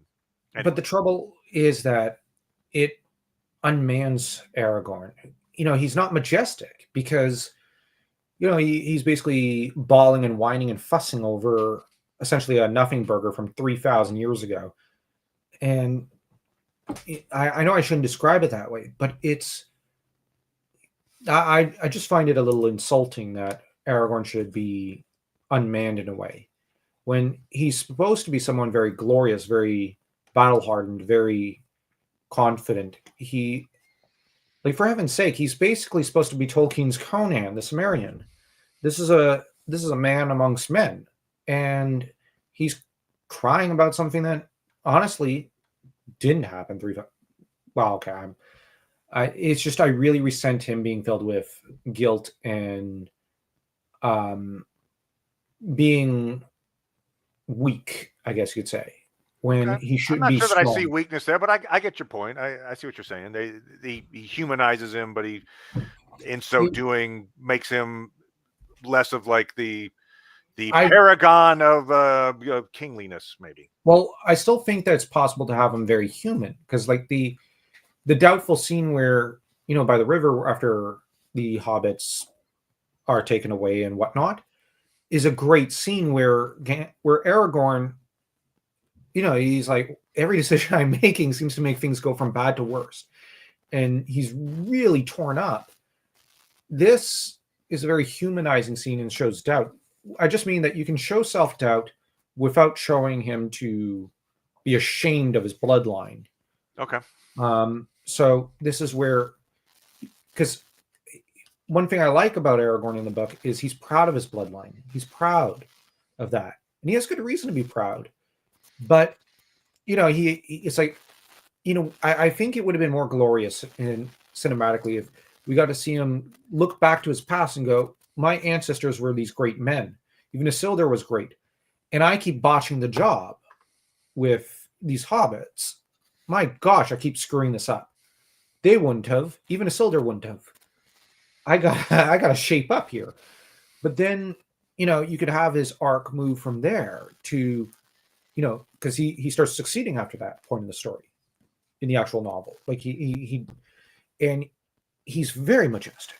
So, I just think you can have the humanizing moment without the shame. Okay, I got you. I think there is a sense of shame in the movies. Agreed. Yeah, but on the other, like this is my personal preference. He does yell Elendil during the battle at Amon Hen. Okay, yeah, that's pretty cool. I'm not going to fault that. Yeah. All right, so okay, we take us back. Here we are, disaster of the Gladden Fields. The battle is going terribly. As we mentioned, Isildur's watching his sons die around him. He gets advice from his eldest son, Elendil, who would be the heir, apparent, essentially. Now, in this passage, you'll hear them use elvish terms for each other. Senya means my son, and Atarinya means my father. There was a pause, though the most keen-eyed among the Dunedain said that the orcs were moving inwards, stealthily, step by step. Elendil went to his father, who was standing dark and alone, as if lost in thought. Atarinya, he said, what of the power that could cow these foul creatures and command them to obey you? Is it then of no avail? Alas, it is not, Senya. I cannot use it. I dread the pain of touching it, and I have not yet found the strength to bend it to my will. It needs one greater than I now know myself to be. My pride has fallen. It should go to the keepers of the three. So right there, he's saying this ring needs to go to Elrond. My king, said Elendil, Kirion is dead. Eraton is dying. Your last counselor must advise, nay, command you, as you commanded Otar. Go! Take your burden, and at all cost bring it to the keepers, even at the cost of abandoning your men and me. King's son, said Isildur, I knew that I must do so, but I feared the pain, nor could I go without your leave. Forgive me and my pride that has brought you to this doom. Elendil kissed him. Go now, he said. Isildur turned west, and drawing up the ring that hung in a wallet from a fine chain about his neck, he set it upon his finger with a cry of pain, and was never seen again by any eye upon Middle-earth. But the Elendilmere of the west could not be quenched, and suddenly it blazed forth, red and wrathful as a burning star. Men and orcs gave way in fear, and Isildur, drawing a hood over his head, vanished into the night. Now, does that Isildur comport with the Isildur we see in the films? No. I would say not. It's a What? very touching scene. Father and son saying Yeah. goodbye to each other. Note the cry of pain as he puts the ring on. And then you Yeah. get this Elendomir on his brow. It's a star-shaped gem. It's glowing. Even though he's invisible, it's kind of a cool visual moment there. So he has to put the hood on his head. He makes it to the river, and he has to take his armor off to swim across. The ring is still on. He's almost made it across, but he gets caught up in some of the river vegetation. Yeah. And we get this passage. There suddenly he knew that the ring had gone. By chance, or chance well used, it had left his hand and gone where he could never hope to find it again. At first, so overwhelming was his sense of loss that he struggled no more and would have sunk and drowned. But swift as it had come, the mood passed. The pain left him. A great burden had been taken away. His feet found the riverbed. Heaving himself up out of the mud, he floundered through the reeds to a marshy islet close to the western shore. There he rose up out of the water, only a mortal man, a small creature lost and abandoned in the wilds of Middle-earth. But to the night-eyed orcs that lurked there on the watch, he loomed up a monstrous shadow of fear with a piercing eye like a star. They loosed their poison arrows at it and fled. Needlessly, for Isildur, unarmed, was pierced through heart and throat, and without a cry, he fell back into the water. No trace of his body was ever found by elves or men. So, anyway, just brutal. And I love that description of Isildur's reaction to losing the ring. You know, at first, this desperation and despair. And then the pain leaves him, and it feels like this great burden's been taken away. I can almost feel that transition along with him in the way it's written. Anyway, yeah, it's great writing by Tolkien, and I think, well, just the cry of pain thing is very interesting because that's nothing like how Frodo and Bilbo kind of react to the One Ring. It's like a part of Isildur or even the ring are rejecting each other or something. Like there's on some level a rejection of it. But it's also interesting. Joe has a question here. So was it too late to go back to Mount Doom at this point? Yes. Why take it to Elrond versus taking it to Mount Doom for destruction? It's too late. It's too late. But also, as Paul notes later, I do feel like Paul is correct. Like, I don't think any of these guys had the power to destroy the ring. No. Taking it to Mount Doom would be a waste of time because they can't destroy it. And I agree that I think what we're seeing is Isildur in this moment convinced that the right course of action is to take the ring to Elrond. Now, and we don't know what would have happened had he actually gotten to Rivendell with the ring. Obviously, the temptation to keep it would have grown. And I think you could make the case that maybe in that moment he wouldn't have been able to hand the ring to Elrond. But we do know that at very least in this moment and for the last few months as he's been traveling, that's his intention. I think he did have it in him to give it up. But that's my more optimistic, romantic view of Isildur. He had it in him. He would have given it up. But my question is, could the wearers of the 3 elf rings have done so? That's my question. But I don't think Elrond would have wanted to accept it. But this is why Gandalf's around, so you could pass the buck to him. I'm joking. Well, I feel like Elrond would have accepted it. That's a good question, but I think he would have accepted it in the way of saying, in order to have it destroyed, we've tried to destroy it through Isildur. He's refused. If we want to actually attempt to destroy this thing, it's probably better in someone else's hands. If that's mine, if that's whatever, somehow maybe we need to find a new strategy for getting rid of this thing, perhaps. Now, note too there when the orcs shoot him because they see the Elendilmir on his head, so they're like, "Oh, this glowing-eyed creature coming out of the river." What we know from that is that he had the Elendilmir on when he was shot, and so there's one more coda to this heart-wrenching tale, which we find elsewhere in the Unfinished Tales, and we learn that after the War of the Ring ended, Aragorn returns to Isengard to restore it. And in the process of doing that, he makes a startling discovery.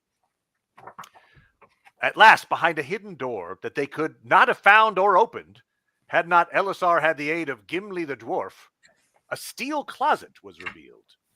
Maybe it had been intended to receive the ring, but it was almost bare. In a casket on a high shelf, two things were laid. One was a small case of gold attached to a fine chain. It was empty and bore no letter or token, but beyond all doubt it had once borne the ring about Isildur's neck.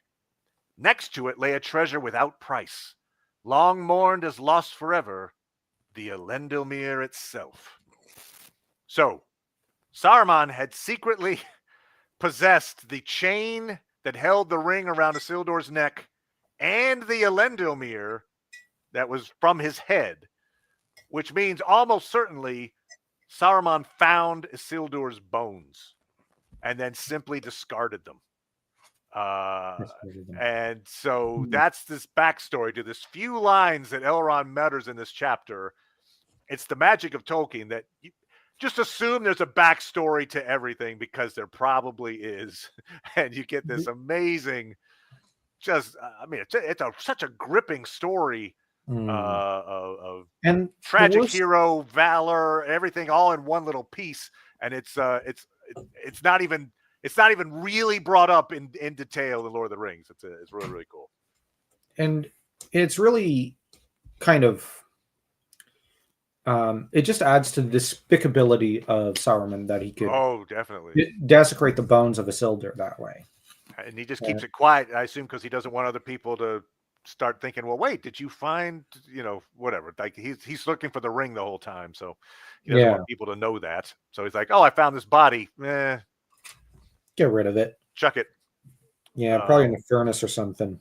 Yeah, I think there's a suggestion further in the quote that says, was it burned in the fires of Isengard or something? Which would have been the ultimate dishonor to the quote. Yeah, no, I know. And the fact that he had what after that Elendilmir disappeared, a second one was made. So Aragorn was wearing a copy of the Elendilmir, which he had in his family. Then when he found this one, he would, kind of the postscript to the war, he would wear the actual Elendilmir on big holy days or something. But yeah, so all this time they had a copy because they didn't have the original, but the original was in the hands of Saruman, who supposedly was, the head of the White Council and this guy we can all trust. But you could not trust him at all. And the other thing that Elrond gets to is how the men of Western Essia were diminished after this, and their city of Anuminos near Lake Evendim falls into ruin, and the heirs of Elendil were to dwell at Fornost on the North Downs, and that became desolate as well, and men came to call it Dead Men's Dyke. So Arnor really started it held on for a while. It did the Merovingian split of Gavelkind at one point, which wrecked it, and we then get Arnor's just slow but steady decline into nothing, into entropy, and then non-existence. In the south, Gondor endured,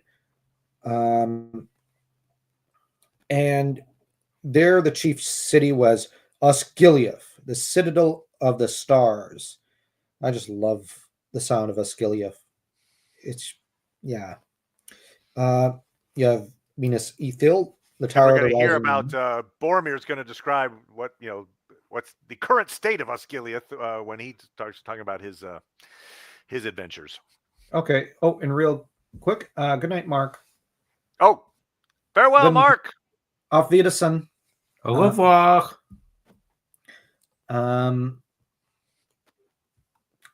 And of course, we have Minas Ithil, which doesn't sound quite as awesome as Osgiliath. Minas Arnor, the Tower of the Setting Sun. Well, you already described this. Right. And But yes. yeah. Just to speed things along a little, it's just I like to do the entire touch on every little nook and cranny of the lore that Tolkien made. It's just so wonderful.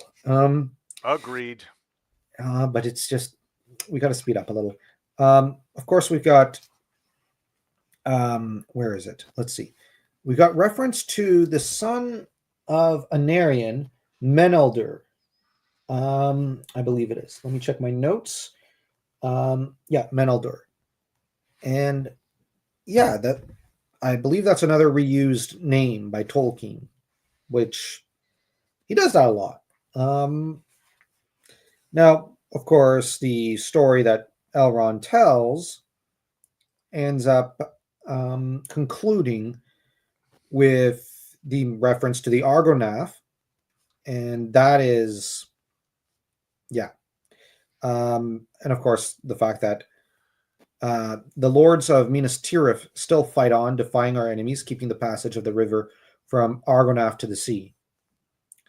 And that's high praise from Elrond. But on the other hand, the Argonath is one of those great glories that, in terms of monuments, is, I think,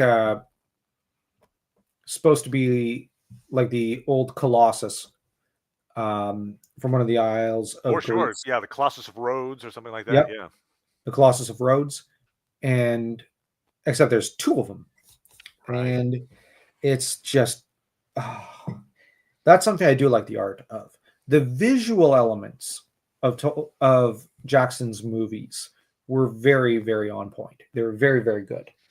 Yeah, even this version of the council. I mean, the look at the background to everything that he included in there. I mean, the statuary, the leaves, the architecture. They put some thought in it. The chairs. Anyway, so yes, I agree. Yeah. The look was amazing. Oh, Thomas is here. Hail to thee, Thomas. Hello, Thomas. And Arrestor is not going to get. He's going to be talking in our next version. Thomas. Here's what we're doing: is in today's Council of Elrond, we're coming up to the moment when Frodo reveals the ring. So Arrestor has been announced. We know he's there, but he hasn't talked yet. So that's coming up for a future live stream. And one of the first lines that Boromir gives already kind of hints at, I think, what's to come. And believe not that in the land of Gondor the blood of Numenor is spent, nor all its pride and dignity forgotten.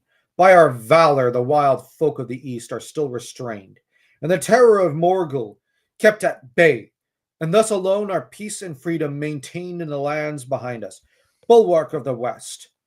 But if the passages of the river should be won, what then? Now, the pride, dignity, and courage and valor with which he speaks of is glorious. It's beautiful, but I would argue already we're seeing hints of what's to come in that this passionate nationalistic sentiment that he has, which are all very positive qualities and ideas, is going to be twisted by Sauron later through his One Ring. And already we see how great Boromir is. And therein lies the seeds for the fall, because the greater you are, the more good and glorious and whatnot that you are, the harder you fall if the ring catches hold of you. And yeah, I really like Boromir, and I think we also get a sense of the passion with which he devotes to himself to his people. And I'm going to be honest, I still think Viggo Mortensen, I think it is, would have been better casting for Boromir and Sean Bean for Aragorn.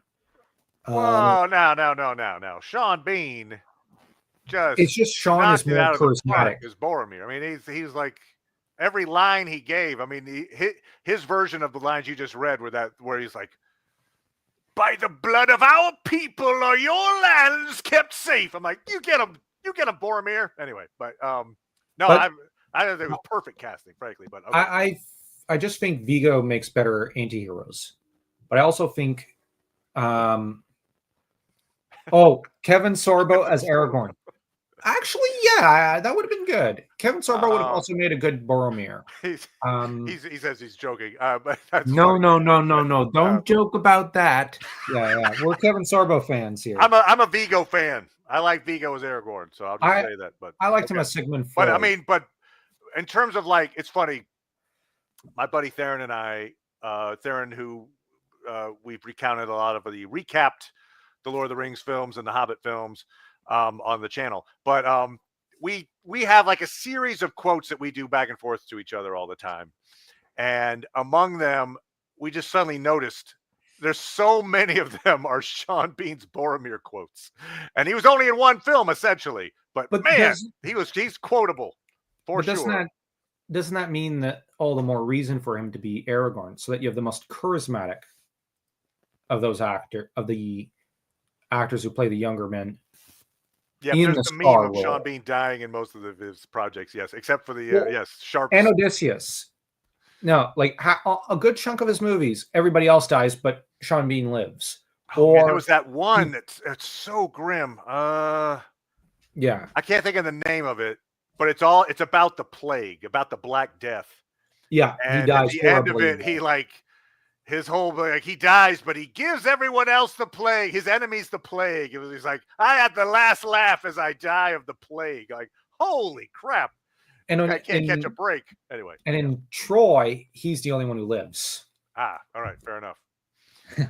Except for the Aenean survivors, but so we get this. The big purpose or the point of his being there is this dream that he describes.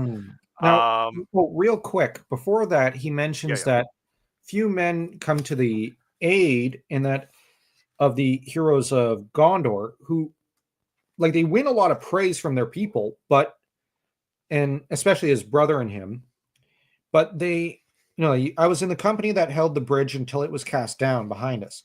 4 only were saved by swimming, my brother and myself, and 2 others. But still we fight on, holding all the west shores of Anduin, and those who shelter behind us give us praise, if ever they hear our name. Much praise, but little help. And here I find you kind of get a sense of frustration that, like we appreciate you saying thank you, but can we get some help here? Yep, for sure. As Thomas mentioned, he says Boromir's desperate. Yeah, that's true. And we also get the reference from Boromir about his brother. So right. It's also interesting to note, like, who are these other 2 guys? Another one of these Tolkien things. Those two other who held the bridge until they had to destroy it and then swim across the Anduin. Great backstories. I'm sure they have awesome backstories, and probably one of them, Frederick Bulger. Probably. Yeah. I'll just say that. Just putting it out there. Yep. But so yeah. Oh, and there's another thing. Now, real quick, we get the reference to Faramir, so that's always good. Yep. And to the bond between Boromir and Faramir. Yes. And we get Rohan, which often sends men to, their aid. Yep. So only from Rohan now will any men ride to us when we call. Which does showcase and show proof of the courage of the Rohirrim. Well, either courage or insanity, considering just how crazy those guys are, and how glorious they are. And of course, he mentions the might of Elrond is in wisdom, not in weapons, it is said. I come to ask for counsel and the unraveling of hard words. And because on the eve of a sudden assault, a dream came to Faramir in a troubled sleep. And it's interesting that Boromir mentions this part. He's giving credit to his brother, because I've seen some fans say he wanted the glory for himself when he proposed to go on this quest to Elrond. But why, if that's the case, why would he even bring up the fact that Faramir had the dream first? And yep, I hear you. And he then says, and afterwards, a like dream came off to him again, and once to me. Now, I'll actually say something. And here lies the seeds of Boromir's redemption and his glory. He's humble underneath it all. Because who does he mention, hold up in high esteem like this? Who is he saying, no, he had the dream first? Quite often, it's Faramir. He's putting emphasis on Faramir. Almost like he's trying to glorify Faramir before himself. And I wonder if maybe Boromir kind of believed that Faramir was greater than he himself was. Not in an insecure manner, but just admired him and looked up to him in a way. Much like how Faramir looks up to Boromir. You know what I mean? Like they kind of looked up to each other. I got you. Yeah, I don't think there was any jealousy between the brothers. I didn't get that sense either. No. But I'm going to propose a weird theory. I kind of have the sense that Denethor had a bit of a jealousy. No, I feel like, and more so, I mean, obviously the film definitely, Peter Jackson laid into the idea that, hey, the favorite son, but I feel like there was a favored son quality to it as well. I just mean, to an extent, maybe a sense of, it's the heir and the spare, right? The heir gets like, oh, you're the guy that's going to take over after I go. Well, no. Second son, okay, go get him, Faramir. What I mean is, Boromir and Faramir enjoyed each other's company more than Denethor's company. Oh, sure. Yes. Okay. Like as though maybe there was a jealousy of the fact that between Denethor and Faramir, who did Boromir like better? Yeah, so we never really get to see the two of them together. That's the problem. Yeah. But yeah. So that we get there a sense of maybe to an extent Denethor felt replaced. Because we got to bear in mind he was very insecure about Aragorn and his father. Maybe there was a repetition in his heart and in his mind with regards to his sons. I don't know. Weird theory. But Faramir was called to Rivendell in his dreams several times. Very true, Joe. And yeah, I was going to make a comment on this, Joe.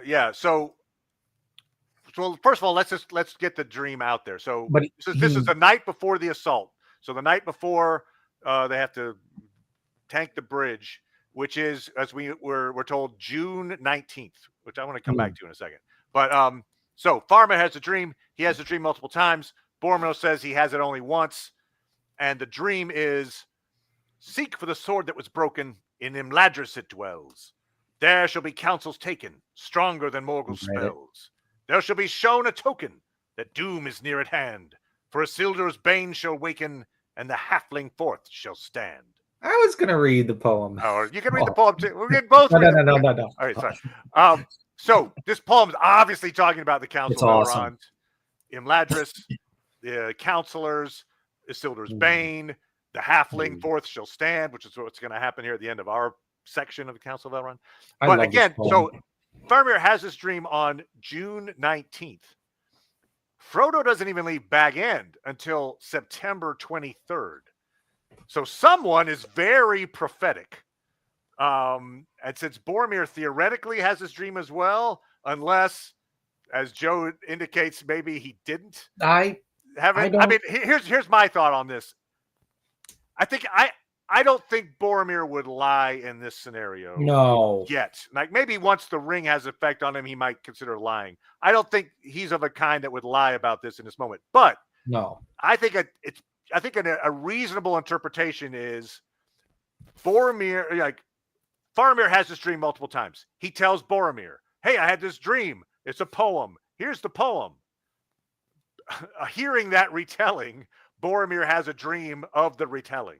So theoretically, maybe Faramir telling him about his dream makes Boromir dream of, he's like a secondhand dream, essentially. That's possible.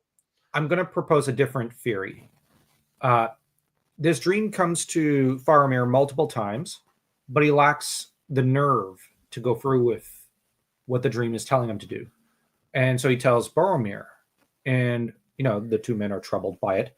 But Boromir then gets the dream once and immediately springs to action, determined to charge forward into it, so that we get two very different characters, one full of doubt and hesitancy, and one who's bullheaded and will charge forward. And so I would also posit that the two men hesitated also because Boromir would be reluctant to put Faramir in any kind of danger, because this would be a dangerous undertaking. So I'm looking for the best in Boromir because I think that's more in line with what we find in here. It's not that. Well, and it also makes his fall all the more tragic. If he's a jerk to start with, it's like, oh, well, he was a jerk. And sure enough, like a jerk, he tried to steal the ring. Much more impactful if it's like, here's this guy who is just literally trying to save his kingdom and do what's best, and he's trying to appease his father, and all these things that he's trying to be a good person, and then he fails in this moment. I think it's now I'm going to more impactful. I'm going to strongly disagree with Joseph there, Joe. No, it's not pride; it's humility. He keeps referencing that his brother had the dream. Faramir did not have, to put it bluntly, the backbone to go forward and do something about it. Hey, we don't have to besmirch Faramir at Boromir. I like Faramir, but he lacked the nerve to go forth. Well, you could also, I could imagine a scenario where, I think it even says it somewhere in the in that passage, where Denethor, they have to get permission from Denethor for one of them to go. And that's another problem. And Boromir gets the permission, Faramir doesn't, potentially. Yeah, and that's another problem. They can't quite get the permission. I like this. And War of the Joes. Yeah. But the thing is that, yes, Boromir is the prouder of the two. That's a fact. But Faramir is also the hesitant one. Like, Faramir prefers to be a scout than a war captain. So we also get the difference between someone who's more of a scout and someone who's more of a, to put it bluntly, a bull-headed warrior. And so you get a hothead and someone who's more level-headed, but also someone who kind of lacks the nerve initially. And the problem is these two, when grouped together, work great. One is the brains, one is the bronze. One has the nerve, the other doesn't. But the trouble is Faramir will later have to grow into the sort of man Boromir is in a way and surpass him. This is part of Faramir's journey, his arc. But I don't think Boromir should be faulted for mentioning the dream of his brother over and over again. And I think it's that if we look at it as Ulmo coming to them and giving this prophecy and Faramir not doing anything about it, and then what choice does Ulmo have but to give the dream to Boromir? In that regard, I'd say, but Boromir also makes it clear to Denethor, I'm going no matter what you say. Like, I want to go. And that's where I'd say there was more nerve. Faramir could have just gone. He didn't have to. Yes, it's the filial pious thing to seek permission from dad. Well, I guess they also didn't know what Imladris was. Denethor knew. Yeah. So they had to ask Denethor, like, oh, right, I think that's a word for... Fair enough. So, but anyway. At the same time, yeah. Well, just to clarify your point, too, or put more validation on the point that it's Ulmo giving this dream. Where are they? This is June 19th, the day before this assault, and they're at to destroy the bridge. They're at Osgiliath. Why are they collapsing the bridge? Because Osgiliath is built on each side of the Great River, the Anduin. So we're talking Ulmo territory. Umo has a track record of communicating through dreams, Finrod, Turgon, etc. So I do feel like it's Umo given this dream to Nudge. Faramir.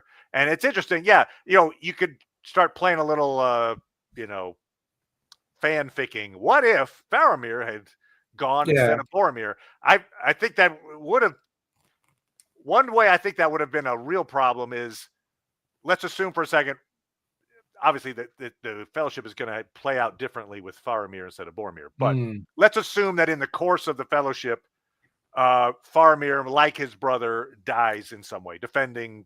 That would have been terrible. Well, and then because then what you probably get then, because Denethor still dies in his own way, so it's Boromir that is going to have to give up power to Aragorn at the end of the war, as opposed to Faramir. Faramir, I think, is in much better position to be like, you know what, you are the king. This is the return of the king.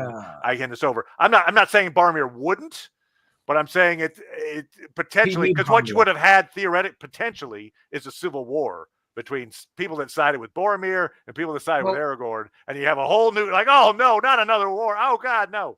I think so. Anyway, I think Boromir probably would have surrendered, but he'd need humbling. I will acknowledge he is the prouder of the two, but yeah, like the thing is, Faramir is the greater of the two because he's the humbler. He's better equipped to resist the ring. And yeah, they did have to ask Denethor about Imladris. And the thing is, it says here, I took the journey upon myself. And that's where we know,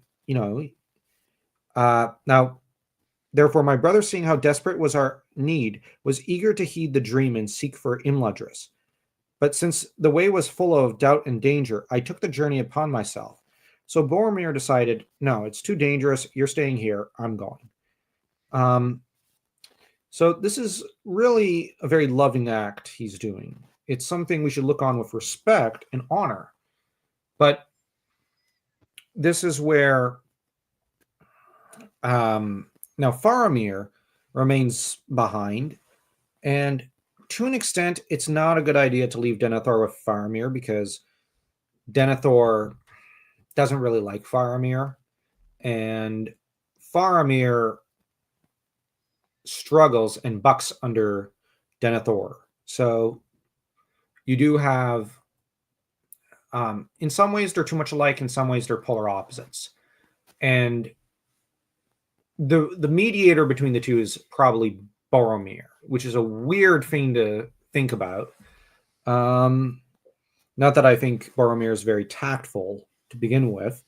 But yeah, the thing is, Faramir obviously was someone who kept receiving the dream, wasn't sure of himself, I think. And Boromir just thought, screw it, I'll do it. Which I don't think it's his unconscious coming in. I think it was just Ulmo getting exasperated and saying, I'll go with the other guy because the first guy's just not listening to me. I'll go with the second guy. You're my second choice. Probably why all it took was the dream being shown once, but didn't need to. But I wonder. Well, just the fact that Faramir keeps getting it, it does suggest a certain sense of urgency on Ulmo's part. I got you. So it's not exactly the same, but it reminds me of earlier in this chapter when the emissary, we're assuming it's a Nazgul, goes to Dane and is like, "Hey, go help us find the ring. I come back later." And then so it says that he comes back 2 more times, and he's gonna come back. So he's 3 times he's shown up at the door, like duck, and then there's like all right, now? We're not ready yet. Come on back later. All right, I'll see you in 3 months. And he leaves, and then he comes back. All right. Like it's interesting that there's not like some kind of ultimatum. And we get the ultimatum is apparently going to be the next time. All right. The 4th time I come back here, look out, because there's going to be a 5th time. But it's just funny that that wasn't the first time. Like, look, I'm not leaving here without an answer. Instead, it's like, all right, I'll give you 3 more times. So I'll be back anyway. Good. You could say something before I leave if you want. Oh, okay. But that's kind of where we're imagining Umo giving the dream. Like, okay, All I'm right. going to give it to you again. Remember this dream. It's urgent. 7th time's the charm. That's right. The poem is exactly the same. I'm not changing the verbiage. Ask your dad about Imladris. He'll know. And then you just have eventually, gosh darn it. Fine. Like, gosh darn it. But anyway. Yeah, I think Boromir was the last choice, which is a little funny. But yeah, it's as Joe says, it's basically therefore, what is it? I took the journey upon myself. Loath was my father to give me leave, and long have I wandered by roads forgotten, seeking the house of Elrond, of which many had heard, but few knew where it lay.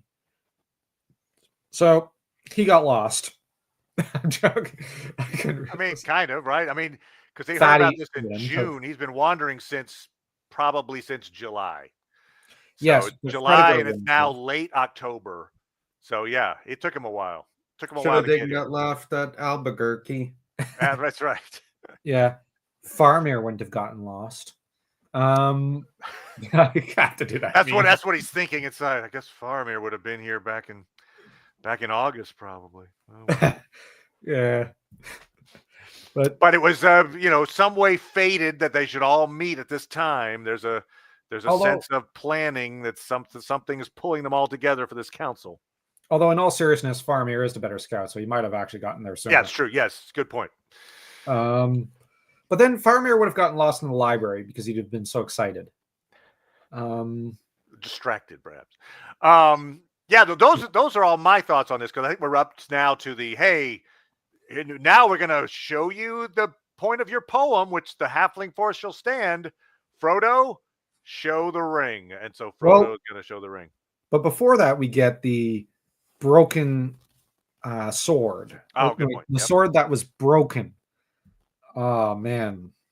That is awesome. And it's Elrond, not Legolas, who says he is Aragorn, son of Arathorn. Right, we don't right. Get the whole they switched that in the movie. Yeah. That deserves it. Yes, Gondor has no king. Gondor needs no king. Sean Bean, quotable as hell. Anyway, but yeah. I don't think I didn't like that they gave him that line. It's a gift. I mean, just throw him out. Every word he only has, like every line of dialogue he has, is quotable. He even says lines like "It is a gift," where normally that would just be a throwaway line. Hey, it's a gift. But he's like, "It is a gift." You're like, oh my god, it's so quotable. And yeah, he is Aragorn, son of Arathorn, son of. I'm joking. Oh my gosh, just a meme of Elrond going, oh my gosh. I'm sorry, but that's my favorite meme of all times. It is just the funniest one I've ever seen online. Then and you have Frodo going, then it belongs to you. Okay, here you go. And pretty much, and you have Aragorn, does not belong to either of us. Basically. Right, there is that moment because now you. Yeah, you take it, kind of thing. It's no, like you take it. Galadriel. You're like, here, you take it. No, Yeah, it's basically the no, you take it. No, you take it between Daffy Duck and Bugs Bunny. Neither of them want it. But Gandalf urges him, bring out the ring, Frodo. Not the dead. Bring out the ring. Bring out your dead. Yeah. The time has come. Hold it up, and then Boromir will understand the remainder of his riddle. And they behold Isildur's bane. Boom, boom, boom. So yes, we spent 2 hours talking about like the first few pages of this chapter, but that's how lore rich it is. So much. So next time we're going to be talking about part 2 of the Council of Elrond, which includes quite a bit from the one and only Gandalf himself. What else? I'm looking at it and I'm going. Yeah, no, it was we would have done like a 24-hour live stream or something where we're like, okay, And then the last page, they're talking about Gollum. And, okay, but yeah. So what else can people find on the Brothers channels? That's more like it. Well, What's that? I'm usually I think we're more on Substack these days. Oh, okay. But we're going to be updating our history channel soon because we're doing a podcast about the Capetian kings of France.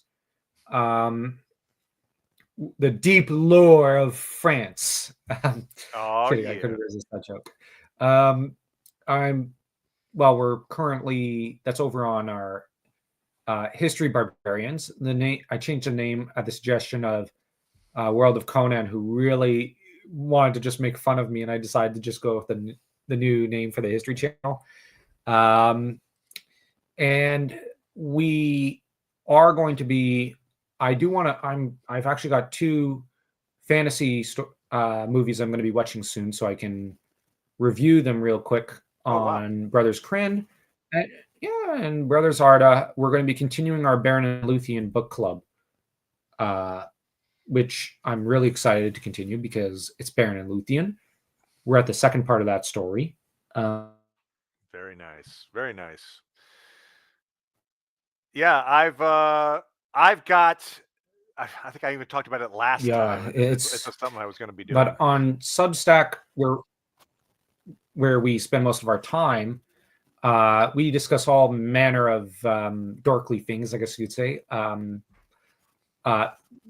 Just today, there was a Yu-Gi-Oh article. The other day, there was, I believe, what was it? I think we did a Lord of Bones, because that's indie horror fantasy. Because I've started touching on indie fantasy out of curiosity and for fun. There's going to be a Hobbit essay soon. You're breaking up on me just a little bit, sir. You're lagging. But I will jump in here just for a sec. So what I'm going to be doing is a video that is long as well in the as making. Writing our own serials, which we just finished the Olymp no Machi, part 1. And hopefully in the next few weeks, I'll be able to finish the next chapter of Heracles. So lots of stuff over on Substack. Wow. Okay. Wow.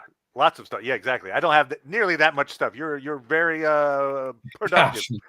Yeah. So there's a video that I think I said I was working on last time we talked, and just my life got chaotic. But I am now very close to achieving that, and it is about the Battle of the Camp, which is and then about Arnor and Gondor. It has actually a lot to do with what we just talked about. So that will be coming out in the fairly near future. And then in non-Tolkien related stuff, we're going to be covering, Paul and I will be covering Severance Season 2. Severance, surprise hit for me, came out of nowhere, 2022, I think. It's a sci-fi show, came out on Apple TV, and I thought, Paul recommended it to me. He's like, why don't we try it? And I thought, whatever. No, it shocked me. It's so good. It's bizarre. It's amazing. You can theory craft the hell out of it. And they have season 2 is finally coming out here in January. Basic premise. It's an environment where, let's say, I want to basically separate my work life from my non-work life. So what I do is I send myself into this company where it'll basically, I have no memory of working when I'm not working, and vice versa. So there's a part of me that's always working, and there's a part of me that's never working. I'll have to check it out. Anyway, it's really, really cool. It's well done, and it's really cool, but it has nothing to do with Lord of the Rings, so sorry about that. Yeah. But we're going to be talking about that, and we'll look for the Battle of the Camp, and then we'll be back with part 2 of the Council of Elrond. And Dan just showed himself to be busy with one thing, just for the closeout, and to peacefully end the War of the Joes, because I want to end on a peaceful note with good Joe. That is no mere ranger. Dan found the meme. That is Aragorn 2, son of Arathorn 2, son of Eredor, son of Argonoi, son of Arathorn 1, son of Eraswil, son of Arahad the second, son of Aravorn, son of Aragost, son of Arahad the first, son of Araglas, son of Aragorn the first, son of Aravir, son of Aranor, son of Arahel, son of Aranarf, son of Arvidui, son of Araphant, son of Aravel. Son, yeah, sorry.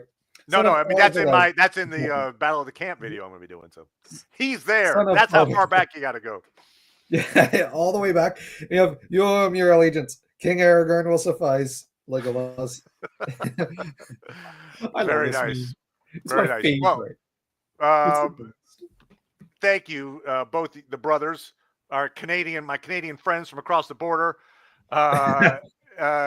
Joe says that's a lot of sons. Admittedly, that is true. So, And a lot of you. dads. So thank you, Joe. Thank you, everybody out there. Paul, David, Thomas, all the people out there. Many thanks. Thanks again to you guys, and we'll see everybody next time. Bye-bye. Oh my gosh.